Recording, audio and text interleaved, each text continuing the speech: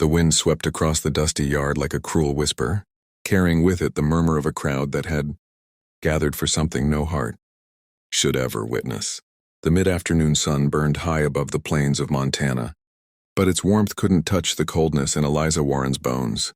She stood barefoot on the wooden platform, her once white dress dulled by travel and tears, her eyes fixed somewhere far beyond the sneering faces below. To them, she was not a woman. She was a problem to be solved, a possession to be bartered. Her father's voice cut through the crowd, strong with pride and desperation. She's healthy, can cook, sew, and work the fields. Only thing she can't do is give a man children. Doctor said she's barren. The words struck Eliza like stones. Each one stripped away the last shred of her dignity, branding her as less than whole, less than wanted. Men spat tobacco and murmured. A few chuckled, others looked away. Her mother stood in the back, face hidden in her shawl, too ashamed or too afraid to meet her daughter's eyes. It wasn't supposed to be this way. Eliza had been raised to believe that love was patient, that life could be kind. But since the sickness that swept through their crops, since the debts came knocking, kindness had fled their home. Her father, a man broken by loss and failure, saw her as the price of survival. Selling his daughter wasn't an act of cruelty in his eyes, it was survival. Yet for Eliza, it was the end of everything she'd ever known. The crowd shifted when a tall figure appeared at the edge of the square. A man dressed in worn leather, his hat tilted low against the sun. His boots moved with quiet authority, each step measured, deliberate. His name was whispered through the onlookers: Samuel Hayes, the widowed rancher of Red Creek, a man whose wife and child had been taken by fever 2 winters ago. He was known for his strength, his solitude, and the shadows that lingered behind his calm eyes.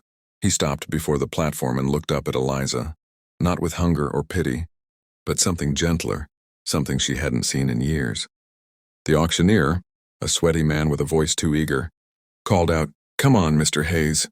You could use some help on that big ranch of yours. She'll work hard for you, and she won't be asking for babies." Laughter rippled through the crowd. Samuel's jaw tightened, but he didn't respond. Instead, he reached into his coat and laid a few bills on the table, far more than anyone expected for a woman labeled Barren. "I'll take her," he said simply. The crowd fell silent. The auctioneer blinked, confused, but greed overpowered his hesitation. "Sold!" he shouted, slamming his gavel on the table. And just like that, Eliza's fate was sealed. Not with a blessing, but with the sound of wood striking wood. As the crowd dispersed, Eliza stood trembling, her heart thundering in her chest. Samuel approached slowly, not reaching for her as most men would. "Get your things," he said softly. "We've a long ride." She hesitated. I don't have anything," she whispered. He nodded once, then turned toward his horse, a tall chestnut mare with gentle eyes. Without another word, he helped her up, his touch steady and respectful. As they rode out of the town, the dust of the past rose behind them like ghosts trying to cling to her. Eliza didn't look back. There was nothing left to look for. The journey was long and silent, broken only by the creak of saddle leather and the sigh of the wind. The landscape stretched endlessly, golden fields fading into purple hills, the horizon melting into sky. Samuel didn't speak much, but his presence was steady, solid, like the earth beneath her feet. When night fell, they made camp by a stream. He built a fire, gave her his blanket, and sat across from her with quiet eyes that seemed to see more than she said. Finally, Eliza found the courage to ask, "Why did you buy me?" The question hung between them like a fragile thread. Samuel looked into the fire before answering. "I didn't buy you," he said. "I paid to set you free from men who saw you as something to sell." She stared at him, confused, searching for deceit and finding none. "You don't know me," she said. "Don't need to," he replied. "I know what it's like to lose what makes life worth living. You deserve a place to start again." His words sank into her like rain on parched soil. For the first time in months, she felt something stir in her chest, not trust yet, but the faint echo of hope. Samuel turned his gaze to the stars. "You can stay as long as you want," he added.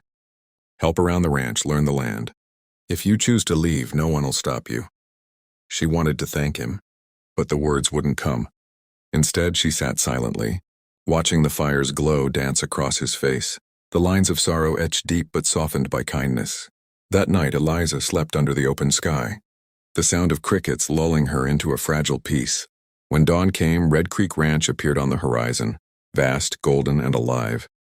Horses ran along the fence lines, cattle grazed in the meadows, and the scent of pine carried through the air.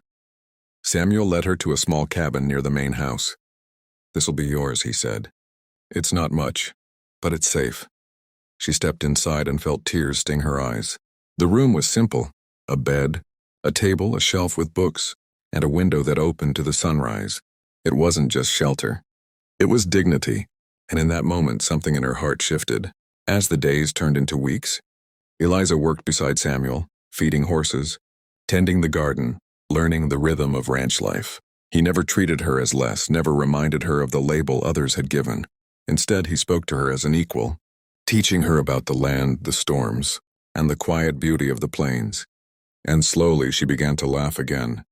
Not the hollow sound she'd forced for years, but real laughter, and soft, uncertain, but alive. Yet behind every sunrise lingered a question she couldn't silence. What did he mean when he said he didn't buy her, only freed her? What did he truly want from her? One late afternoon, the sky grew restless. Heavy clouds gathered over the mountains, dark and swollen with rain. Samuel looked up from the corral and muttered, "Storm's coming fast." Together they rushed to bring the livestock in. The wind howled across the plains, tearing through the valley like an angry spirit. The air smelled of rain and lightning. Eliza's hair whipped around her face as she ran to latch the barn doors, her dress clinging to her legs as thunder cracked above. A sudden flash lit the sky, followed by a crash that shook the ground. One of the horses had bolted, terrified. Without hesitation, Samuel dashed after it, shouting over the wind, "Stay inside!" But she couldn't. Grabbing a lantern, Eliza ran after him into the storm. Rain poured in sheets, drenching her to the bone, turning the earth to mud. She could barely see through the downpour, but she heard the frightened neigh of the horse somewhere in the dark. Samuel was ahead, wrestling with the reins, trying to calm the animal before it broke its leg. "Easy, boy, easy," he shouted, his voice nearly lost to the wind. Eliza slipped, fell, and struggled to her feet, her lantern flickering. When she reached them, the horse reared, nearly striking Samuel. Without thinking, Eliza darted forward and grabbed the bridle, whispering softly through the chaos, "It's all right, hush now." Her calm voice reached the animal in a way neither of them expected. Slowly, trembling, it settled. Samuel caught his breath, eyes wide, then looked at her in disbelief. For a moment, the storm didn't matter. The world held its breath. By the time they returned to the barn, soaked and shivering, the rain had turned the yard into a sea of mud. Inside, with thunder rolling outside, Samuel closed the doors and leaned against the wall, watching her. "You shouldn't have come out," he said gently, his voice rough. "Could have been hurt." Eliza met his eyes, her breath ragged. "You could have been too," she replied. "I wasn't about to lose you." The words escaped before she could stop them, and silence followed, heavy, charged, filled with the sound of rain against the roof. Samuel took a slow step toward her. "You care that much?" he asked, voice soft but uncertain. She swallowed hard, nodding. "I owe you everything." He shook his head. "You owe me nothing, Eliza. You were never a debt to be repaid." The flicker of the lantern cast golden light between them. She felt something inside her tremble, something both fragile and fierce. "Why did you do it?" she whispered. "Why take me from that place?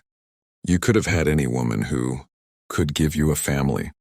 His expression darkened, then softened with a sorrow she hadn't seen before. "Because I already had a family," he said quietly. "And I lost them." He looked toward the barn door, eyes distant. "Wife Clara was everything good in this world. We tried for years to have a child, but it wasn't meant to be. Then the fever came, and took them both. Since then, everyone's tried to fix me, bring me women, tell me I should start again. But I don't want to fill a grave. I just want peace." Tears blurred Eliza's vision. "And me?" she asked softly. "Where do I fit in all that?" Samuel looked at her, then really looked. Past her scars, her fear, her label. "You were sold because someone told the world you weren't enough," he said, stepping closer. "But I see the way you work, the way you care for this land, the way you calm a frightened horse in a storm. You've got more life in you than anyone I've met." "I don't need children, Eliza, I need you." Her breath caught in her throat. His words were simple, but they struck her deeper than anything she'd ever heard. In that moment, every wound carved by shame and rejection began to heal. She reached out, her fingers trembling, and he took her hand, rough, warm, steady. The storm outside raged on, but inside the barn something sacred bloomed. Two broken souls finding in each other not perfection but peace. The following morning, sunlight spilled across Red Creek Ranch, turning the wet fields into mirrors of gold. Life resumed, quieter now, calmer. Neighbors who had doubted Eliza's worth began to notice the change in the ranch. The cattle grew strong, the horses thrived, and laughter began to return to the house. Eliza found herself humming as she worked, her steps lighter. The world that had once rejected her was slowly learning to see her anew because one man refused to measure her by what she could not give, and instead cherished her for what she already was. One evening, weeks later, Samuel found her on the porch watching the sunset paint the sky in shades of fire and honey. He handed her a cup of coffee and sat beside her. "You ever think about leaving?" he asked quietly. She smiled faintly. "I used to," she said. "But now I think I've already arrived where I was meant to be." He nodded, gazing at the horizon. Then after a long pause, he said, "There's something I'd like to ask." Her heart skipped. "What is it?" He turned to her, his expression soft but certain. "Stay, not because you owe me, not because of the ranch, but because this place, this life, it's better with you in it." Tears welled in her eyes as she whispered, "You really mean that?" He smiled, that quiet, genuine smile she'd come to know. Every word. She set her cup aside and took his hand. The air was still, the last rays of the sun glinting off the hills. "Then I'll stay," she said, voice trembling but sure. "For as long as you'll have me." He pulled her gently into his arms, resting his forehead against hers. "Then forever it is," he murmured. And as the crickets began their evening song and the wind softened through the grass, Eliza knew that her story was no longer one of being sold or shamed. It was one of redemption, of love found in the ashes of loss. The barren woman and the broken widower had become each other's harvest, a promise that life, no matter how wounded, could still bloom again. If this story touched your heart, don't forget to subscribe to the channel. More heartwarming Western stories are on the way. Tales of courage, healing, and second chances. Because love isn't about perfection, it's about finding peace in each other's broken places.